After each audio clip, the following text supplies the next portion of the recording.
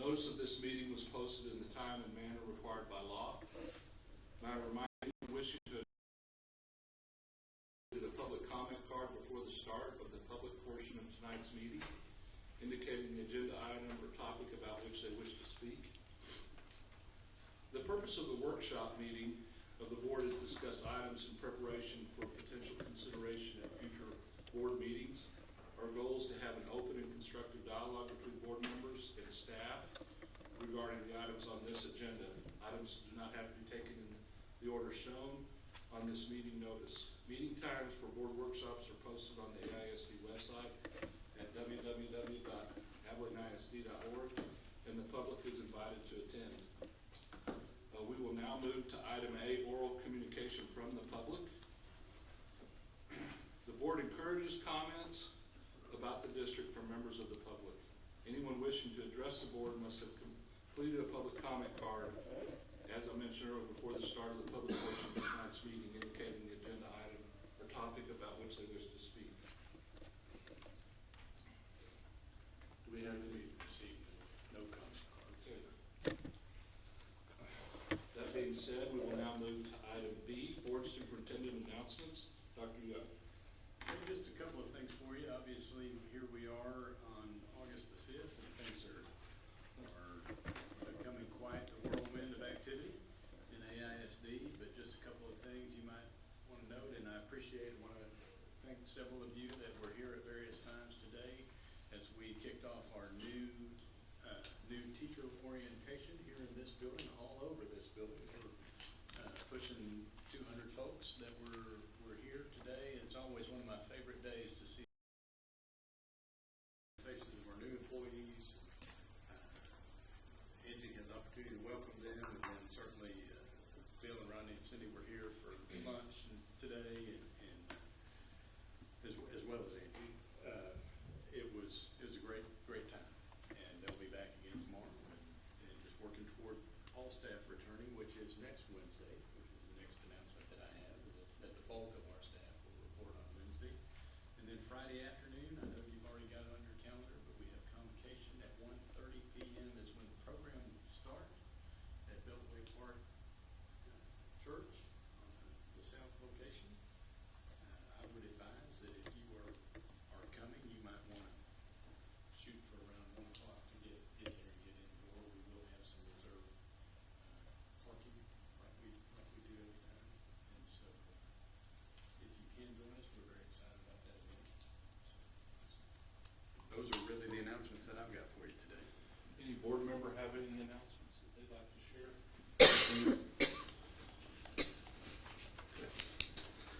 At this time, we will move into the workshop portion of our meeting. I would like to ask Dr. Young to share an overview of the agenda in order for us to plan our discussion for this meeting. Okay, we've got several, 6 items, or actually, 6 workshop items tonight. First, you'll hear from Mrs. Jackson on the student code of conduct and the handbook. We talked a lot about that, but we're going to ask Monday night, and so we wanted to take the time now that we have the updated documents in a legislative year. As you know, that lags behind, and so she's going to share with you about those. Scott's going to talk about a pretty low-key board policy update from TASB update 1, as well as the next item is about just a routine purchasing co-op associated with bulk gas at the lift. And then Dr. Villanueva will talk to us about, we really envision just having a conversation tonight about our health and safety protocols and what the relevant variables are. As you know, it is a topic of much discussion right now, and so we will begin that conversation tonight and probably have more of it again on Monday night, I would think. Allison will ask you or talk to you about hiring authority renewal, and then we'll hear from Keta about the shack. So those are the 6 items that we've got tonight. Well, I think we'll start with Executive Director of Student Services, Stephanie Jackson. Thank you for being here. Good evening. We're going to go through the updates of the Student Code of Conduct and also Parent-Student Handbook. There are updates to wording throughout the document that didn't change any of the meaning, but So when you look at the document that you have in review, there's a lot of red, but a lot of the meaning didn't change.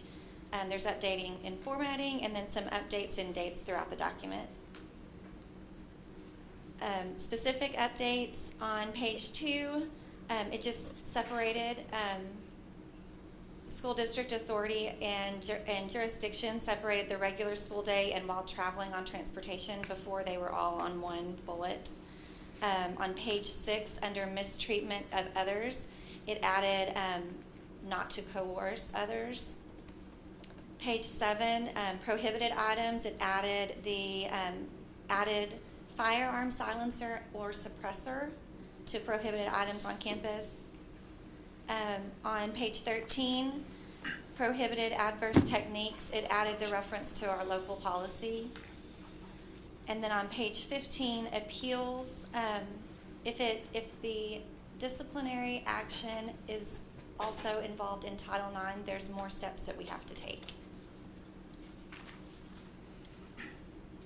On page 17, returning a student to the classroom, we have to have teacher permission if certain offenses were against the teacher.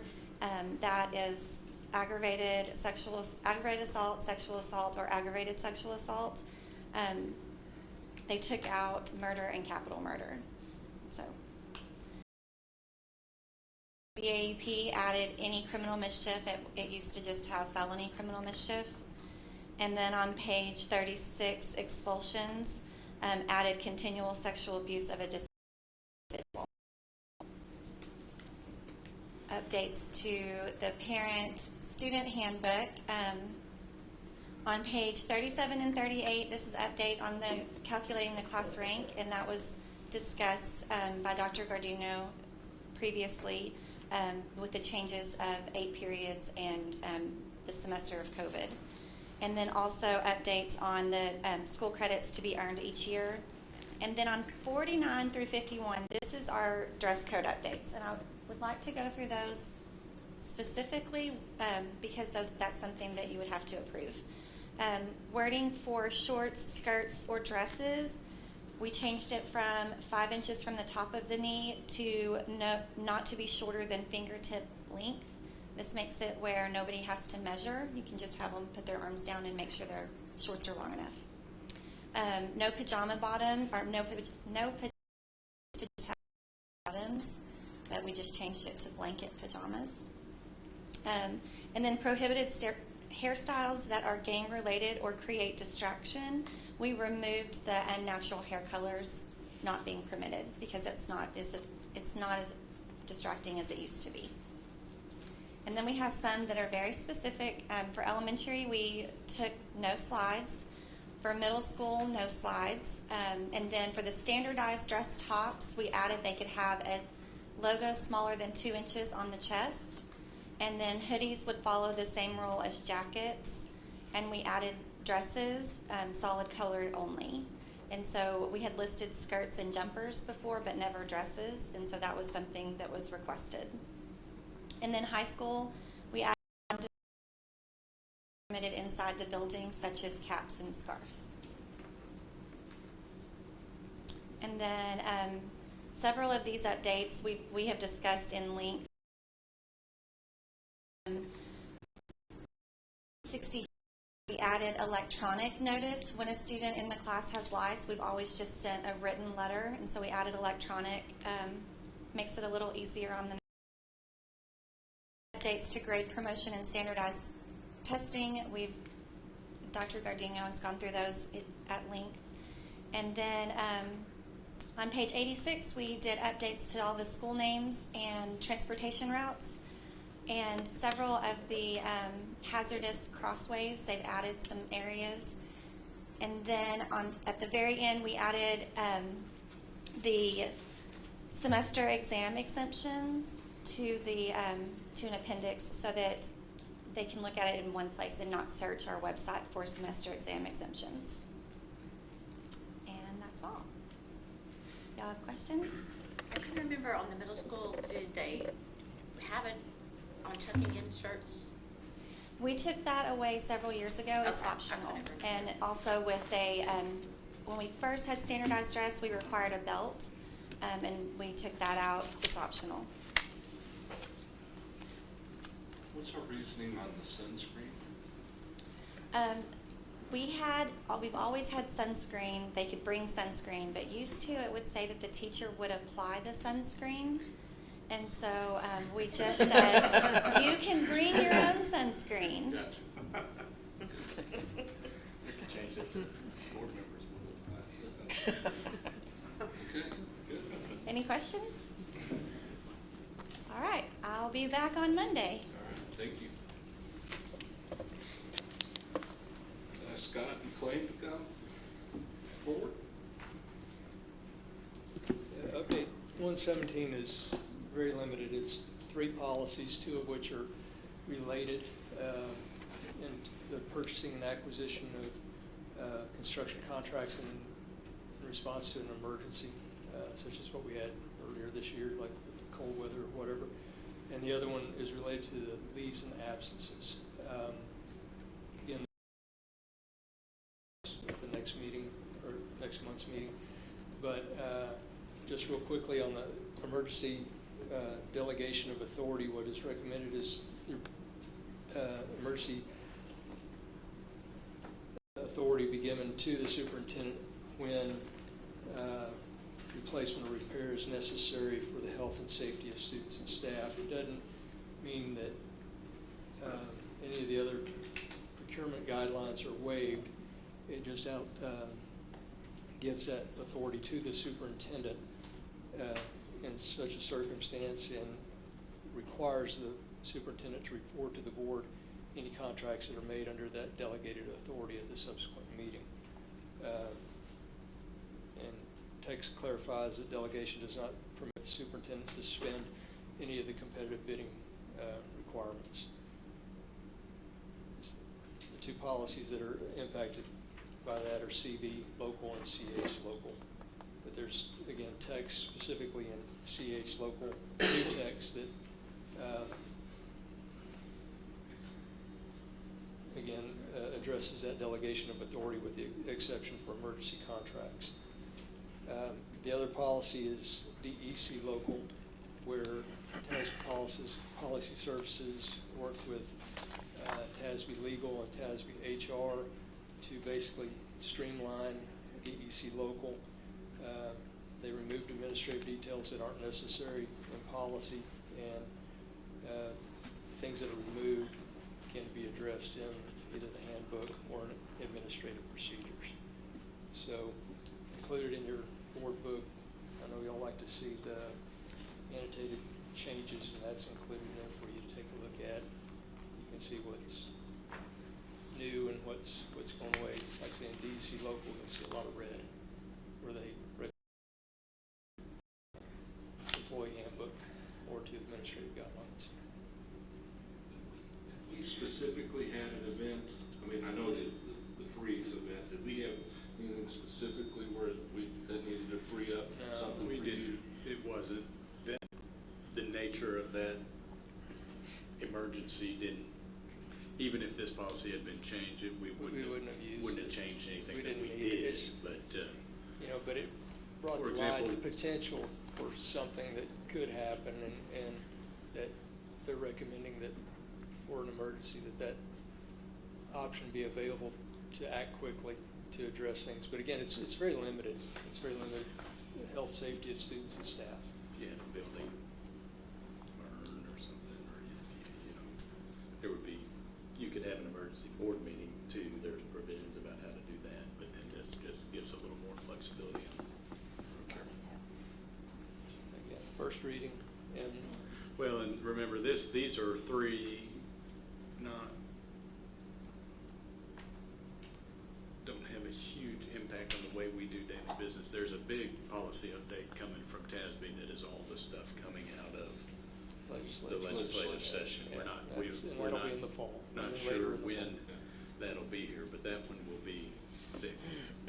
So, yep. Any questions? Anybody have any questions for Scott? Okay, so the next one that's on the agenda is authorization. There'll be a resolution, actually in on Monday's agenda, to participate in a purchasing cooperative that has been identified that will allow us to utilize a supplier of welding gases for the have identified. We've modified, I guess maybe is a better way to say it, the plans to in the welding gas for the welding instruction. We'll be utilizing a bulk gas system as opposed to individual cylinders.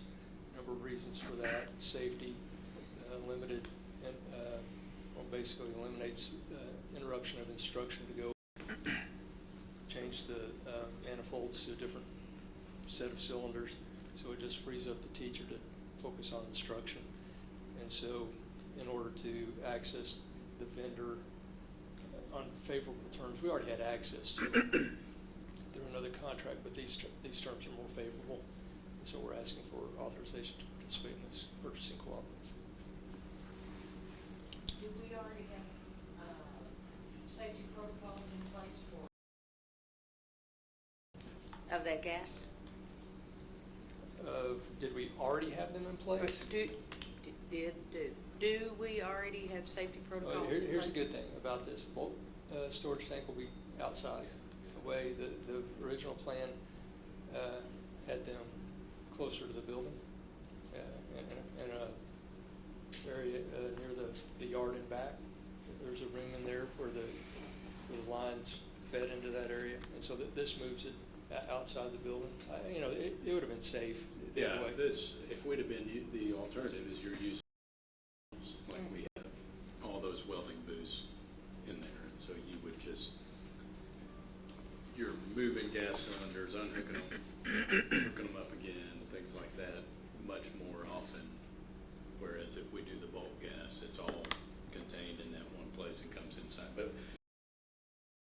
we've been doing it the other way.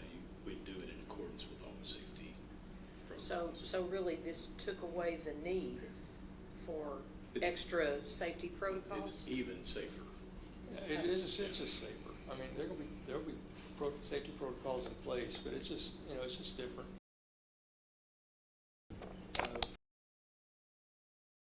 One tank versus a bank of cylinders, and the process of changing those out periodically. There's, And this was this a change order to what we initially had planned? It was included in the when we increased the amount of the allocation on the owner's contingency that had been depleted. We put more money in there because there were things that depleted it that were restoring scope from the original, and so within that owner's contingency that was, I don't know.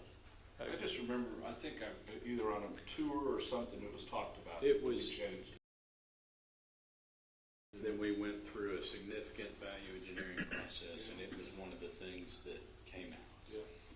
We recognized as the project went on that was scope that we probably could afford to restore, and so that's what another similar one is. This is about gases for the welding, but also centralized Compressed air for all the shops instead of individual air compressors and all that stuff. And that's the big unit that's out back too, right? No, That's that's a collection. That's the blue thing Okay. right there, but All right. yeah, I know it's So much. Yeah. So, Yeah, great. but this one is one that we'll ask you, and actually I think we've just put it on the consent agenda for Monday night if you don't have any objection to that, because It's the purchasing cooperative. Lisa Metcalf has evaluated it and made sure that it meets all, Texas. It's whatever standards and laws there are for Texas procurement guidelines. She's pretty thorough. And once she said it's okay, then I think we're good. Agreed.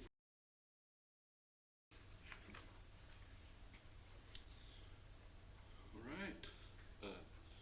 Dr. B. Health and safety protocols in 2022. Good evening. I've had a dream all summer that we would be at a very different place as we began the school year. And that dream isn't necessarily reality today. But what is real is that we know that what is best for our students is face-to-face instruction. We have seen and attempted to do otherwise over the last year, and know that the most impactful and the most positive thing we can do is for our kids to be in front of a teacher and learning and in the classroom setting. And there are a lot of other benefits to that beyond just the academic gains that are important. And so after I wake up from my dream, I realize that it is our job as the adults in this business to make sure that we bring our kids to the best experience that they can have it.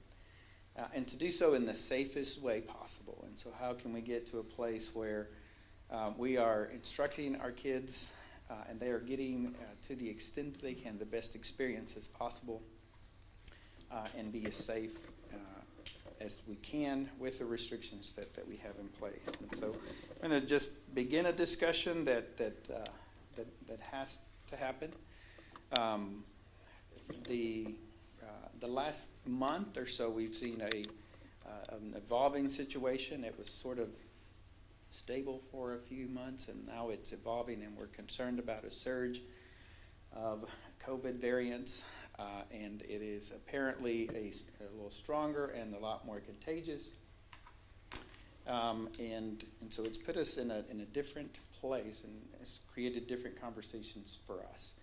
In addition to that, at the end of last year, you know that the state we received a state mandate that we cannot mask or require anyone to wear masks in our schools and in our public entity like an AISD. So that is something very different from where we were at the beginning of last year, where masks, which was considered and is still considered one of our best protections for COVID-19, is no longer something that we can require. But over that time, we've also had the access to vaccination, and that has been accessible to students now from 12 and to our audience to that. What remains the same is that at least up until this afternoon, that we have to put in place some sort of or additional mitigation efforts that aren't for us. So what are the things that we will continue to do that we did last year? I've listed in this slide. One of the things up at the top is we certainly can't require the wear of masks, but I think in general the guidance from CDC, the guidance from our health department and from our medical experts has been to encourage and highly encourage the use of masks for staff and students. And so that's one of the things that we think we need to move forward and start having a conversation about. In addition, we'll continue with some of the things that we did last year in screening protocols for staff and students, and basically ensuring that, hey, if you feel, if you are exhibiting the symptoms, we need to have a conversation about whether you need to be at the campus or not, and that's for both students and for staff. We continue to have access to COVID testing, and the state has mentioned that we will continue to have access to that. In addition, all of the things that we've put in place, of sanitizing, personal sanitization, building sanitization, social distancing to the extent that we can, contact tracing. Today we find out that we're not required to do the contact tracing. If we are informed that is been a primary exposed to COVID, we inform the parent that they have a choice of sending their student, if they're asymptomatic, of sending the student to school or not, and it will be a parent decision in terms of a primary exposure. And so the question is, or something before us that we're conversing about is, do we do the COVID tracing for the parents, let them know that when we have a positive case on our campus, do we do the contact tracing in an effort to contact the parent and let them know that and let them make that choice? It will be the parent's choice to do so. Of course, if traffic is occurring so that we reduce the interaction from students or to the extent that we can, and we're going to look at what can we do to have the most mitigation efforts for large gatherings. And so if we have to have one, what is the best place and how is it best for that to take place? There are additional things to consider. How do we continue to have some of the experiences, and especially in extracurricular activities? How would we continue to provide that for our students, and yet in the best and most healthy way possible? And so we have to look at, do we continue with some of the things that we did last year, or do we work harder at making sure that those things can happen, but that our kids are appropriately distanced and that they are that the risk of exposure is the least possible. So we're looking at all of these processes and how can we make some of these things happen, but not necessarily put our students in additional risk without the masks. There are some academic implications. The state is not funding remote learning. We don't feel strongly that that's the best way to educate our students and to provide the best experiences for them. So that is not an option that's going to be provided as a long-term option for our students. Our students that are having to quarantine because of exposure or because they will be allowed an option. We found that out today, that we call, it's not remote learning, it is remote conferencing. It's limited, and it's limited to 20 days out of the year, and it is limited for illnesses such as COVID. 20 days per student? 20 Yes. days a year per student, yes, yes. So that will be something we need to look at for students who have to stay home for 10 to 14 days. And so, again, we just heard about that today, so how that is going to shape and look like is yet to be determined. But in terms of a long-term choice for our students to be at home learning and synchronously learning with their teacher, or asynchronous as we did last year, those are not options that we will have this year. And the reason that's important is the state is saying that in that case, in terms of attendance and funding, that it does not impact us in a negative way if we utilize the remote conferencing option. Do you know, are there any districts who are able and will be doing remote learning despite the no funding? There are some that have come out in the last couple of days and said, the first one I saw was Frisco ISD on Tuesday, I believe, came out and said that they would be offering remote learning for students through I think the 6th grade, because I don't remember if it was through all of elementary school and the 6th grade for them, but basically kids that don't have the option to be vaccinated, kids under 12. Since then, there have been a couple more come out and say they're going to do that. Interestingly enough, there's been some parent pushback to that, saying we don't want the option of remote, we want to do in person. So, but there are some, and they're just bearing that cost Right. completely. You could use ESSER funds for that, I believe, but the difficult issue, even with this remote conferencing piece that Dr. Villanueva mentioned, and the hoops that you have to jump through to claim the ADA on them are pretty significant. It can't be done by the same teachers that are doing in-person instruction. That's prohibited. We would not have wanted to do it that way anyway because of the toll that remote instruction took on our teachers last year. But our issue is simply we can't find all of the teachers that we need to staff the classes that we're going to have right now, much less adding a division for remote instruction would be. Even the conferencing? we're concerned about it. There are some substitute options. I mean, we've just got to run down some rabbit holes on that. That just came down today, and the commissioner called at 3 o'clock. So, Right. so we're not very far in our planning on that. But it does have to be synchronous, and it has to be for a period of 2 hours for half an ADA and 4 hours for a full ADA. And so it's a big lift, and one that I think we need to try to find some way to accomplish, because those kids are having to miss school, and they would not be allowed to be in school. Our position is that in-person instruction is best, and we don't think remote instruction in place of in-person instruction is a good idea. In-person instruction, because of quarantine, if we can still try to support them from an academic standpoint, we should. So we're going to try to make that work. So if little Daryl has COVID in 2nd grade, the whole class isn't quarantined, it's just those that are symptomatic?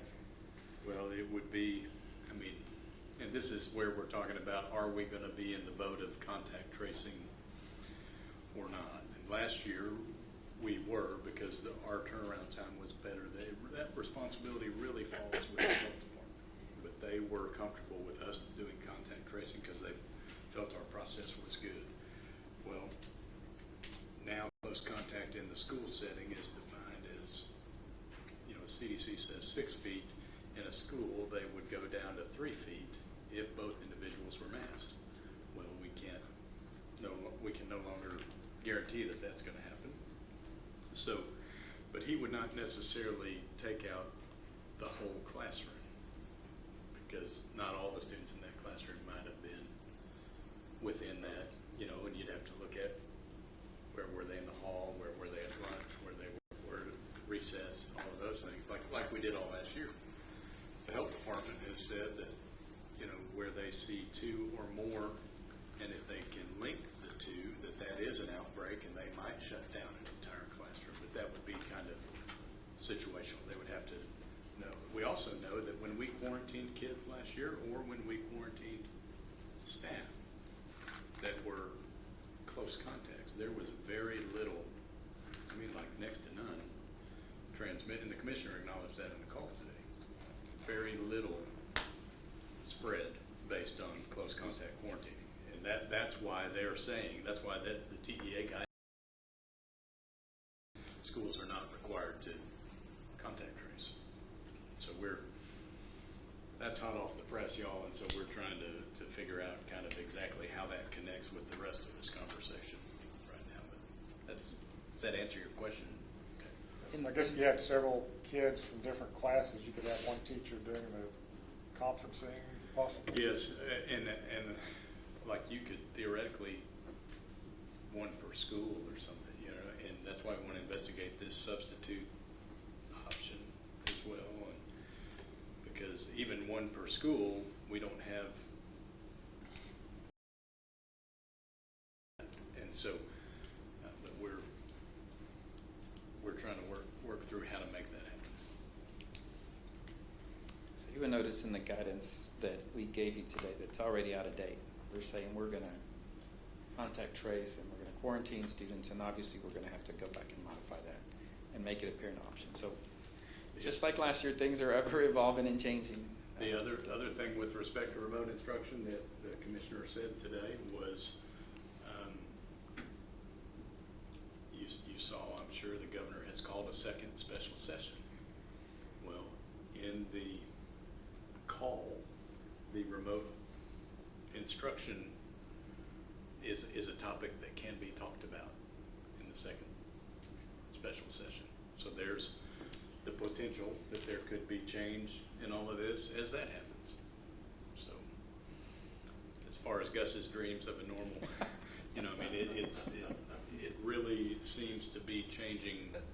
I think we've all had those. Yeah. Oh, I know I did. I'm just, he said it into a There were microphone, others so of you in my I want dreams, to I make know. everybody laugh at him.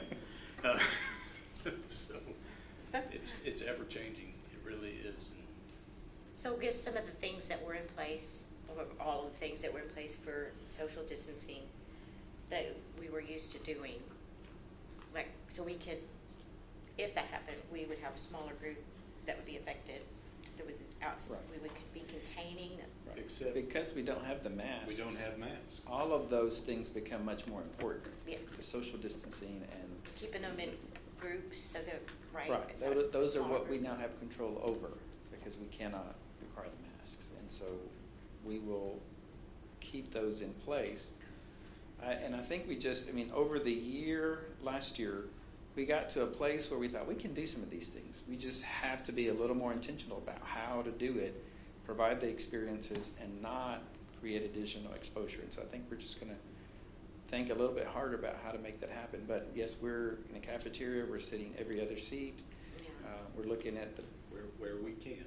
Where we That's gonna can, be a challenge right. at the high school level as we've gone to a 3-month model to accommodate the transportation to the lift. And, you know, it may not be every other seat, but we'll Going do to- what we can. make every effort to mitigate where we can within the restrictions that we have in place. And but I think that's what we have to work with. The other thing that is in the CDC guidelines that would, if a student is fully vaccinated, so they've had both doses, or an adult for that matter, that's determined to be in close contact, then that means that they do not have to, you know, that's not considered to be close contact because of their vaccination status. And so that, you know, we do have a portion of our students that are eligible to be vaccinated should they desire to be. We know Taylor County is trying to do what it can to increase the level of vaccination here in our city and county. So that would extend to our kids too. So the next slide, just obviously all of this has implications for the folks who come and work every day and teach our kids. And so we're going to continue to require a health screening, that they monitor themselves, that they visit with their supervisors when they have what could be COVID-like symptoms, and we'll have some guidance for them about when do you stay home and quarantine because you may, or because you are exposed, or because you have it. So there's certainly some things to think through in that arena. One thing that's very different from last year is they had access to COVID leave last year, 10 days of COVID leave, and that's not necessarily at this point an option for our staff. And so having to stay home, especially for sure someone who's COVID positive, will be required to stay home, and they will have to utilize their own personal time or days or sick days to be able to do that. That's probably one of the major implications for our staff in Is this that- year. Is that statewide, or other districts dealing with it in the same way? Or do we know that? I had the opportunity to meet with 12 or 15 or so other superintendents at a meeting yesterday in the Texas School Alliance, and that is how at least that sample of larger school districts are handling it.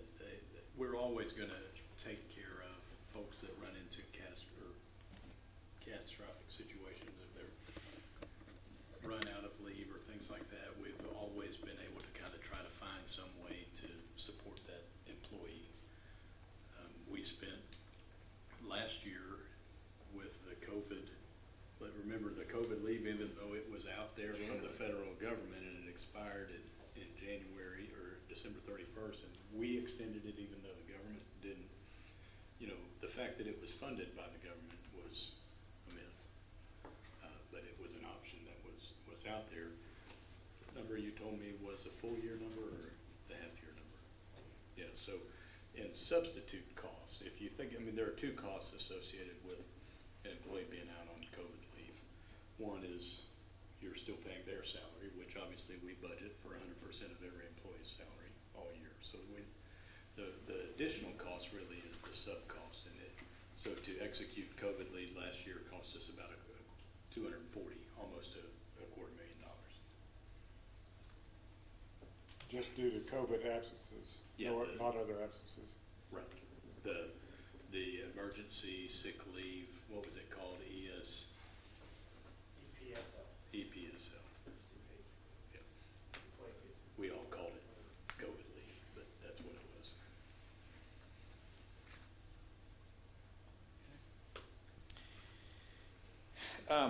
CDC's, of course, their recommendations are a lot of what we're doing, and they, part of what they're saying is the best way to learn is to do it in person. And so, to do that, let's find every way to mitigate.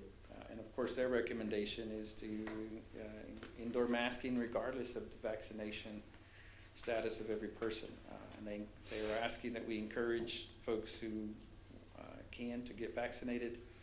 And then, of course, they're asking us to put in as many layers of protections as possible, and that's especially true if the choice is no masks for us. And so screening, testing, ventilation, sanitization, distancing, contact tracing, and quarantine. And in general, our health department falls in line with what CDC does, and to most or some extent, Dr. Wiley has recommended the same things. I just have a question, and this really might be for Scott. Talk to us a little bit about what we've done ventilation-wise. Obviously, I would assume our newer facilities have upgraded systems or maybe higher ventilation just because of newer technology. What have we done ventilation-wise? The main intervention that we've done is we've upgraded the filtration on every unit in the district from a MERV. What are the numbers? I mean, it's like from a I want to say 13. 13 to from 8 to 13. Yeah. So But there's backlog on those as well. So where we can, we have updated and we continue to update as they become available, swap this out. Thank you. and plan to stay at that level. There are some vendors out there that are proposing different type systems and things like that, and we feel like the change in filtration is a significant upgrade that's worth it, and so that's where we've started. Just so you can see some statistics, and I'll run through this pretty quickly.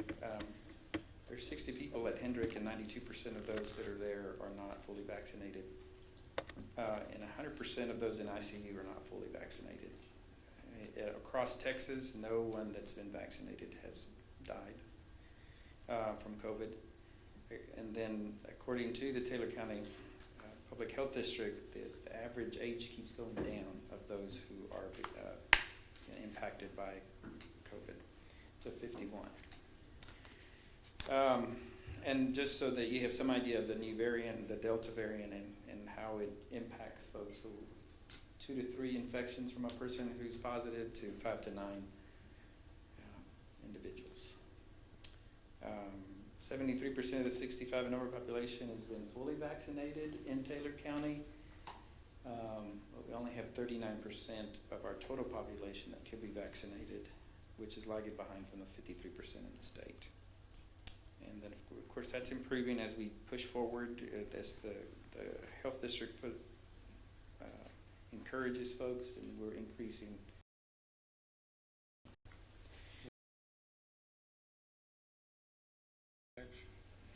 We don't. We know that 100% of our employees had the opportunity to be vaccinated on their work site even. But that's a question that we're not really allowed to ask them. And are you allowed, I mean, you're really not allowed to ask that of the student as well, right? Right. I mean, that's. We do say that if you have been vaccinated, we could say you're not considered a close contact. Right. There may be circumstances that would compel them to want to tell us, and things like that. So, but we can't ask. Well, with the new employees and all, will we be able to provide vaccinations again that are easily accessible to our staff? I think we can make that an ongoing thing for our staff. And the health department's willing to work with us Yeah. in any shape, way, or form that, I mean, they want to make it as accessible as possible. Yesterday, we did it all day, ran a vaccination clinic at Man, and we'll do it again tomorrow at Madison.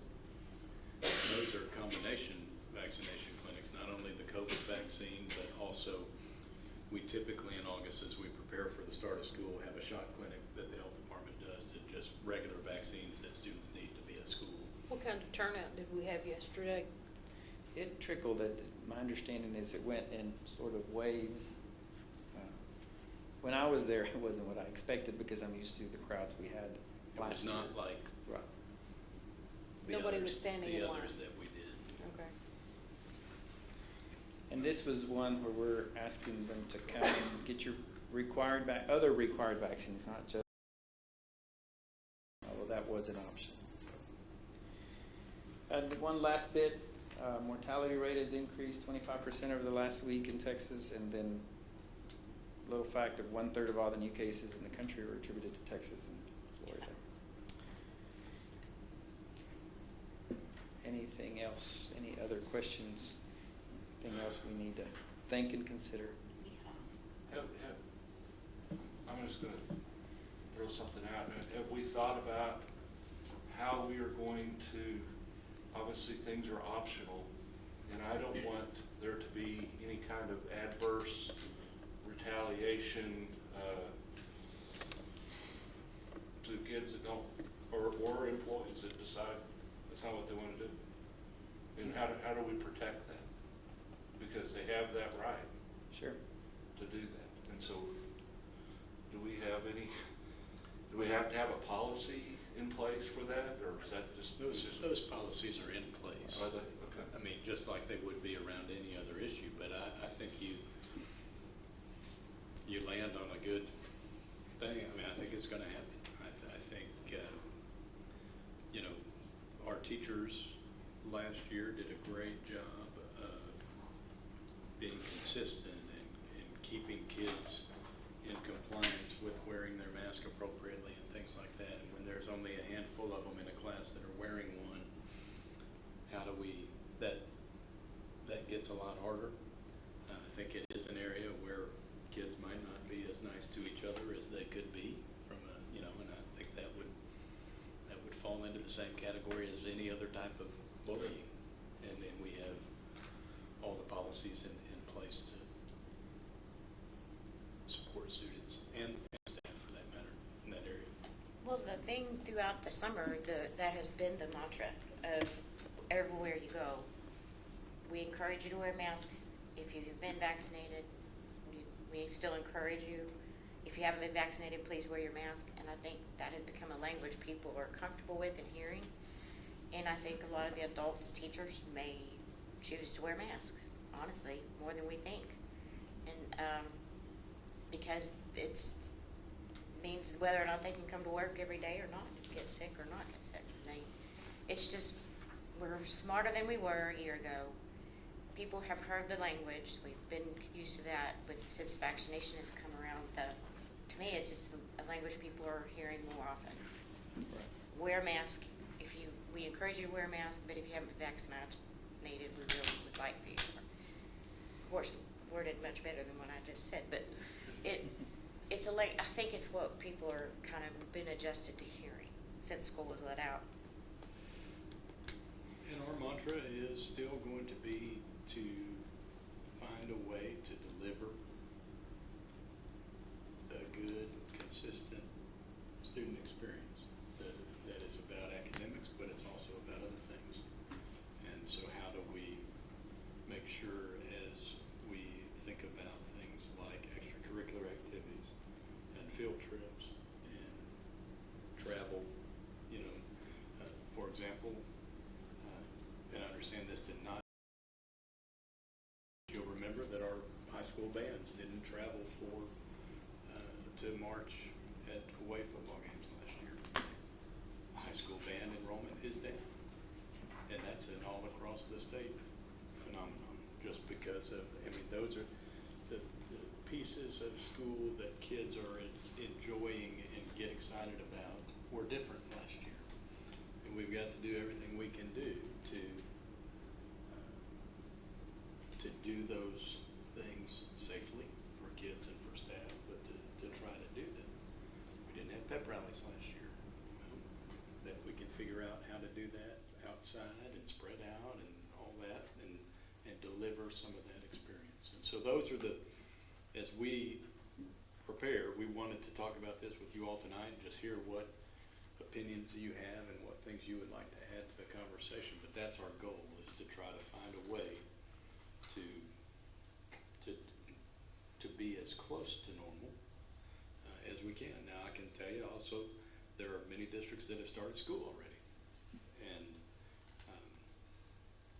some are experiencing pretty significant percentage-wise numbers of kids testing positive and it impacting school and things like that. So we've got to have our procedures in place for how we're going to handle that if it happens.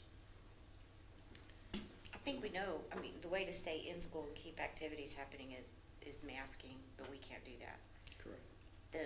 Even students and teachers last year, when we hung on to masks till the end of school, we had quite a bit of support. We have obvious both ways, but kids knew that if I wear a mask and the last 2 weeks, I'll probably get to go to prom, or I'll probably get to have my senior day at, field day.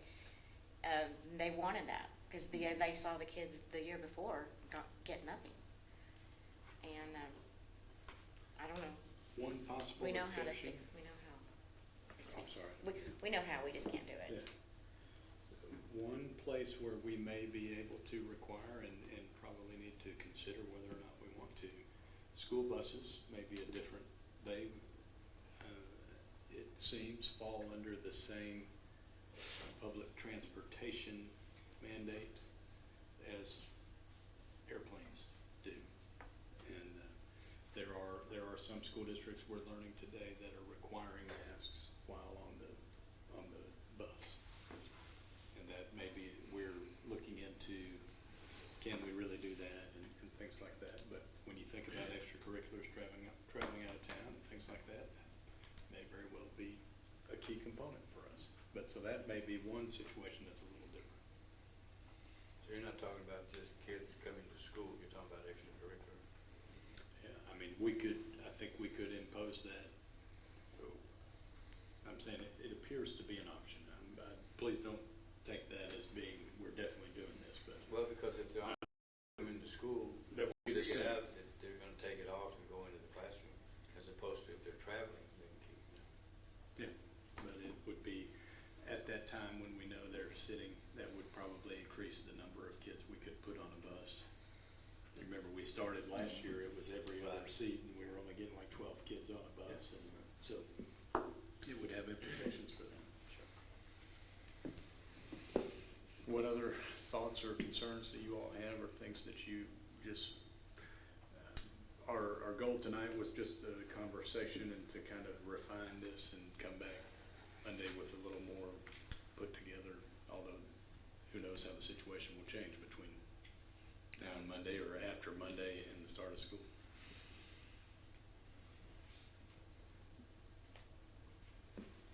Thank you. Thank you. Okay.